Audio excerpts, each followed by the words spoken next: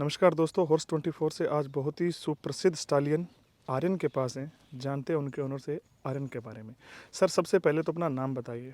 मेरा नाम विक्कू सिंह है जी और मेरा फार्म जयपुर में है, भालुठी स्टेट फार्म करके। जी। जयपुर से कितनी दूर है सर ये? ये जयपुर मेन सिटी से है, करीब 10 किलोमीटर पड़ जाते हैं। अच्छा, मेन सिटी से 10 किलोमीटर। हाँ, 200 फीट बाईपास अजमेर रोड पे है। ये निमेड़ा गांव है, जी वहाँ पे है। सर, बात करें अपने आर्यन की तो बहुत से फ़ोन कॉल्स आ रहे थे हमारे चाहने वालों की कि आर्यन के बारे में ज़्यादा से ज़्यादा जानकारी हमें दी जाए। हाँ। तो सबसे पहले तो ये बताइए सर, ये ब्रीड कहाँ हुआ है आर्यन जो है? ये ब्रीड हुआ है कोटड़ी में। जी लोकेंद्र सिंह जी हैं, ठाकुर लोकेंद्र सिंह जी, उदयपुर दरबार के दामाद हैं। उनके घर पे हुआ है ब्रीड।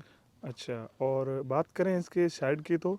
साइड इसका है राजस्वरूप, जी जो कि है उदयपुर पैलेस में सुल्तान का है। ओके। और राजस्वरूप की जो माँ थी, जो डैम है, वो स्टेलियन जो राज तिलक है, हंसराज बरकाना है, उनकी रियल सिस्टर थी। ओके। तो राजस्वरूप में क्या सुल्तान का भी ब्लड आ गया, प्लस इसका राज सिंगार का भी ब्लड आ गया।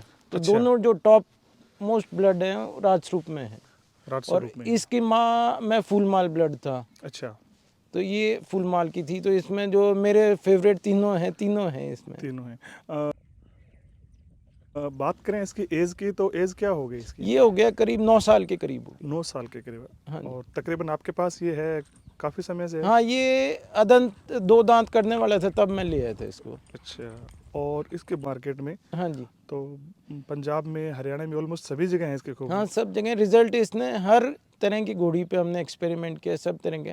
बट जो एक डोमिनेंट है कि आर्यन का बच्चा बच्ची अलग ही दिख जाते हैं, वो जो एक सुल्तान में खासियत थी कि सुल्तान चाहे कैसी घोड़ी पे ब्रीड करो, उसके रिजल्ट्स दूर से दिख जाते थे।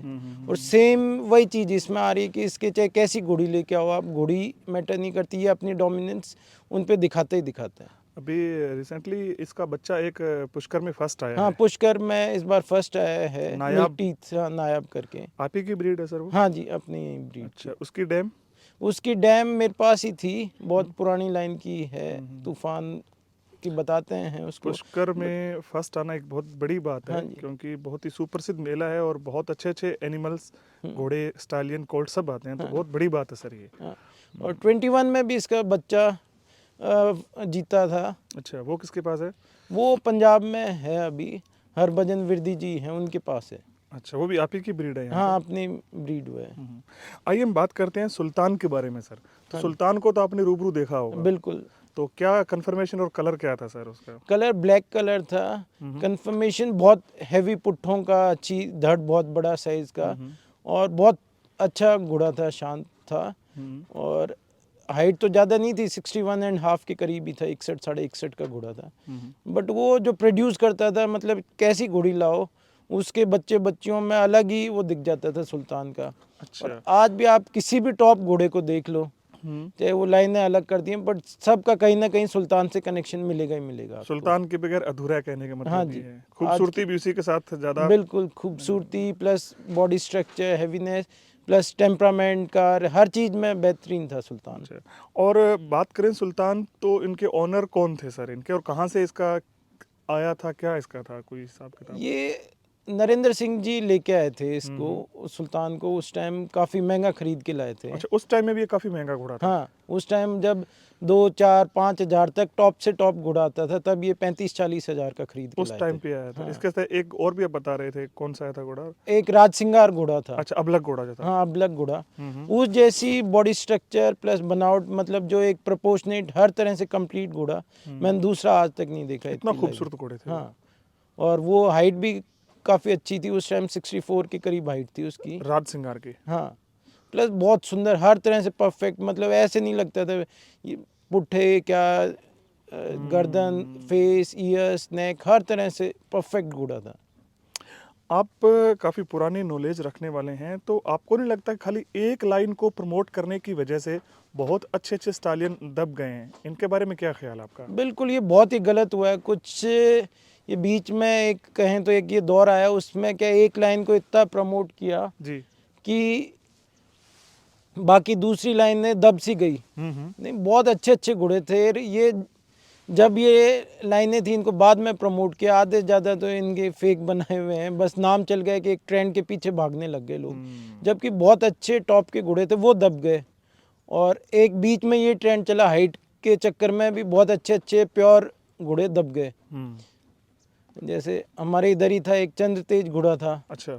अबलग घोड़ा था, रामपुरा मठ वाली लाइन का था, उसके भी हमारे इधर बहुत अच्छे बच्चे बच्चियां हुई, पर वो सिर्फ वो उस चक्रों में नहीं फेमस हो पाया कि भाई सिर्फ एक लाइन के थे, नहीं उसकी बच्चियां आज भी बहुत शानदार बच्चियां हैं, बच्चे देती हैं।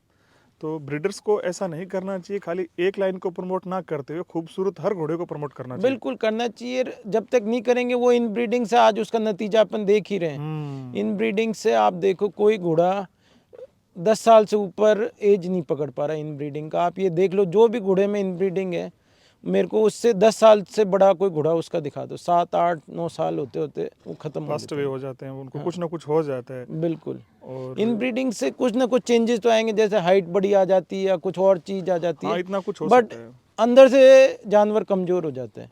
और इन ब्रीडिंग तो पशु भी समझता है कि आप चाहे शेरों के झुंड देख लो, चाहे कुछ भी देख लो, उसमें जो भी मेल कब होते हैं या होते हैं, उनको जैसे ही वो एडल्ट होते हैं उनको झुंड से भगा दिया जाता है, कहीं और जाके अपना झुंड बनाओ ताकि इन ब्रीडिंग नहीं हो। अनब्रीडिंग तो ये जो बेजुबान जानवर भी इन ब्रीडिंग का खतरा समझते हैं, पर अपने ये इन ब्रीडिंग कर करके ब्रीड को बहुत नुकसान पहुंचाया है। मारवाड़ी की ट्रेडिंग बहुत हाई लेवल पे चली गई। हाँ जी। कहीं इसका कारण ये तो नहीं कि खाली पैसे छापने के चक्कर में हम लोग ऐसा कर रहे हैं? नहीं, पैसे छापने वाले तो बहुत कम लोग हैं, मेनली घोड़े वाले हैं जो शौक से अपने पैशन के थ्रू रखते हैं, बट कुछ बीच में हावी हो गया पैसे, कुछ ट्रेंड ऐसा चला दिया कि नए लोगों को समझ में ही नहीं आने दिया कि घोड़े क्या हैं, बस उनको एक लाइन तक सीमित रखा गया, तो उससे वो नुकसान पहुंचा है। ऐसा क्यों हो रहा है कि नए आदमी को खाली सिर्फ कुछ लाइन के घोड़े ही प्योरिटी वाइज नजर आते हैं, बाकी नजर नहीं आ रहे, जो नए बच्चे हैं या नए हॉर्स लवर जिनको हम बोल सकते हैं?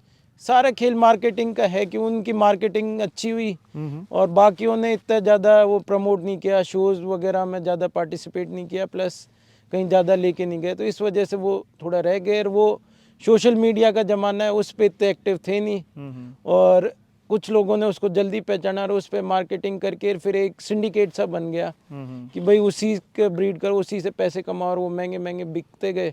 उससे एक वो कहते हैं ना बुलबुला से तैयार हो गया कि घोड़े तो हैं तो यही हैं, वरना कोई घोड़े ही नहीं। कुछ घोड़े नहीं है।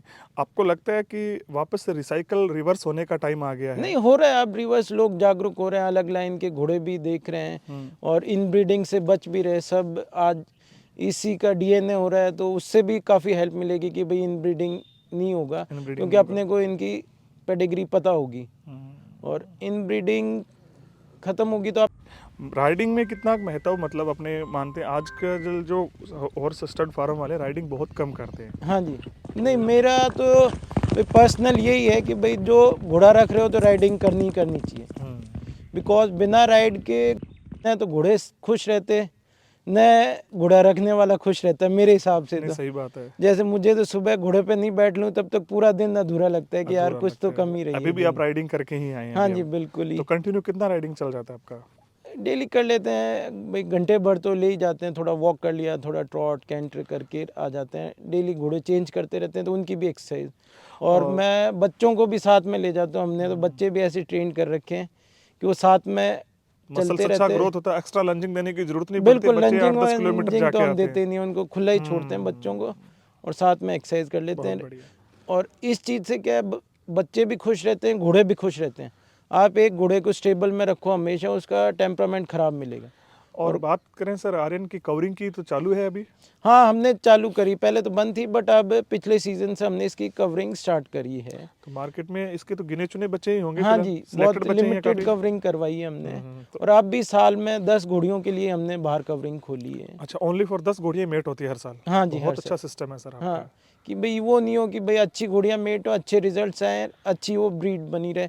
वो भी नहीं हो कि एक लाइन से बच्चे ही बच्चे हो जाएं तो दूसरी लाइनों को भी नहीं मिले, तो सब लिमिटेड हो तो आपस में अच्छे चीज़ें तैयार होती हैं। तैयार हो जाए। और उसमें बाहर से जो आर्यन के इस ब्लड के शौकीन है, बिना डीएनए किए भी आपसे डायरेक्ट बात कर सकते हैं यहाँ से, यस है कि ये बच्चा इसी का है? हाँ जी, हर कोई नहीं बना सकता कि आर्यन का है? नहीं, ये नहीं बना सकता, क्योंकि लिमिटेड बच्चे हैं, सारे सामने हुए हैं, कवरिंग सामने हुई है होती ही है, तो कोई बच्चा आपको फेक नहीं मिलेगा फेक नहीं इससे। मिलेगा।